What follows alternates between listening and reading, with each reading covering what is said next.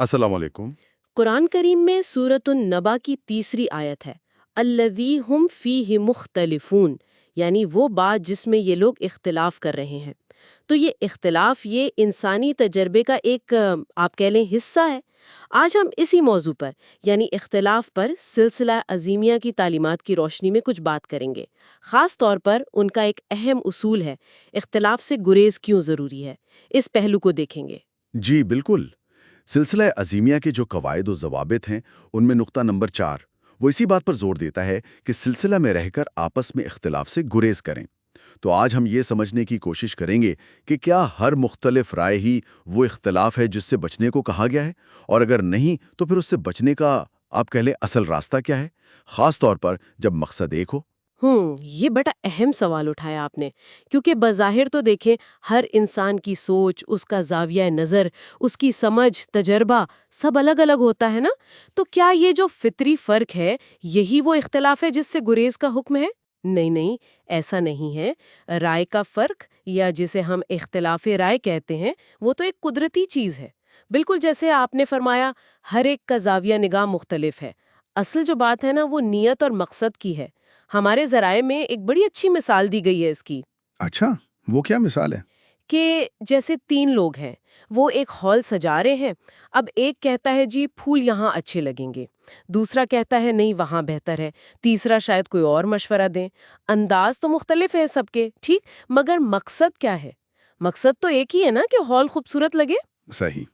تو یہ اختلاف رائے ہے، یہ وہ مخالفت والا اختلاف نہیں جس سے بچنا ہے۔ اچھا، یعنی اگر نیت ٹھیک ہو اور مقصد سب کا مشترک ہو تو پھر مختلف آراء رکھنا وہ بذات خود کوئی مسئلہ نہیں ہے، بلکہ شاید وہ بہتر فیصلے تک پہنچنے میں مددگار بھی ہو سکتا ہے، مشاورت کے ذریعے۔ بالکل بالکل، ایسی صورت میں تو آپس میں بات چیت کر کے، مشورہ کر کے، یا جیسے اکثریت کہہ رہی ہے ویسے فیصلہ کیا جا سکتا ہے۔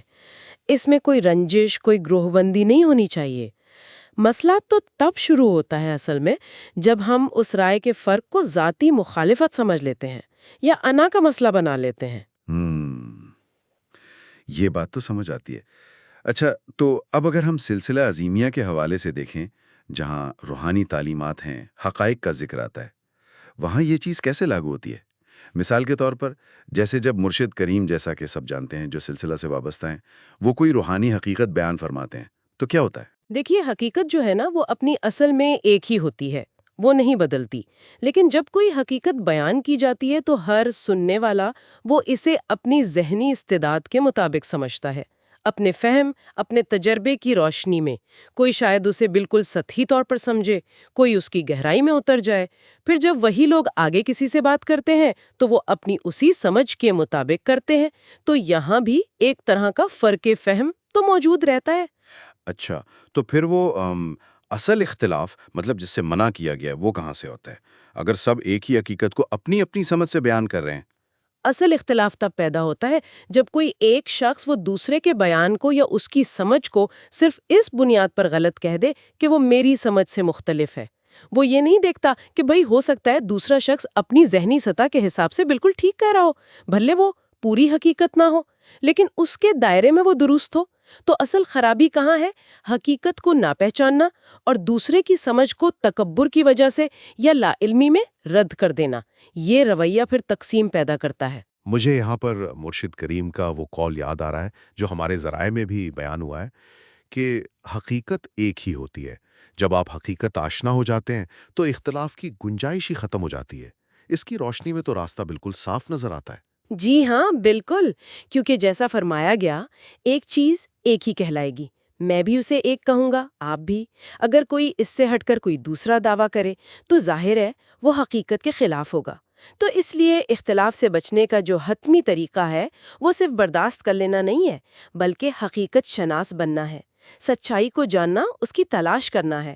اور سلسلہ عظیمیہ کی تو بنیادی دعوت ہی یہی ہے کہ انسان ظاہری آراء سے ان چیزوں سے آگے بڑھے اور اصل حقیقت تک پہنچے۔ جب سب ایک مشترکہ حقیقت کو پہچان لیں گے تو اختلاف کی وجہ ہی نہیں رہے گی۔ تو گویا اختلاف سے گریز کا مطلب صرف یہ نہیں کہ چپ ہو جائیں یا اپنی بات دبا لیں، بلکہ یہ ایک زیادہ فعال عمل ہے، اس بنیادی سچائی یا حقیقت کو تلاش کرنا جس پر سب متفق ہو سکیں۔ یہ تو زیادہ گہرا اور آپ کہیں تعمیری کام ہے۔ یقیناً، اور یہ اصول صرف کوئی سلسلہ کی تعلیمات تک ہی محدود نہیں ہے۔ اگر ہم اپنی روزمرہ زندگی میں دیکھیں، اپنے کام کاج میں، اپنے رشتوں میں، اگر ہم اس اصول کو اپنا لیں، مطلب کسی بھی معاملے میں سطحی باتوں سے، آراء سے آگے بڑھ کر اس کی اصل حقیقت کیا ہے، اس کی جڑ کیا ہے، اس کو سمجھنے کی کوشش کریں، تو شاید لوگوں کے ساتھ ہمارے تعلقات اور اختلافات کو حل کرنے کا ہمارا انداز وہ بہت بہتر ہو جائے۔ تو آج کے اس ساری گفتگو کا خلاصہ یا لب لباب یہی نکلتا ہے کہ اختلاف سے بچاؤ کا جو حقیقی راستہ ہے وہ حقیقت کی تلاش اور اس کی پہچان میں ہے۔ یہ صرف کوئی ظاہری ہم آہنگی پیدا کرنا نہیں، بلکہ فہم کی گہرائی تک جانا ہے اور ایک مشترکہ سچائی تک پہنچنے کا سفر ہے۔ بالکل درست فرمایا آپ نے۔ اللہ تعالیٰ سے دعا ہے کہ وہ ہم سب کو حقیقت شناسی کی یہ نعمت عطا فرمائے، ہمیں بے جا اختلافات سے اور ان کے شر سے اپنی پناہ میں رکھے، اور ہمارے دلوں میں ایک دوسرے کے لیے محبت پیدا کرے، شعور دے اور اخلاص پیدا فرمائے۔ آمین۔ آپ یہ محسوس کرتے ہیں کہ آپ سطحی اختلاف سے آگے بڑھ کر بنیادی حقیقت کی تلاش کو زیادہ اہمیت دے سکتے ہیں۔ اس پہ ضرور غور کیجیے گا۔ جی، اس پر ضرور سوچئے گا۔ اچھا جی، اس گہرائی میں ہمارے ساتھ شریک ہونے کا بہت بہت شکریہ۔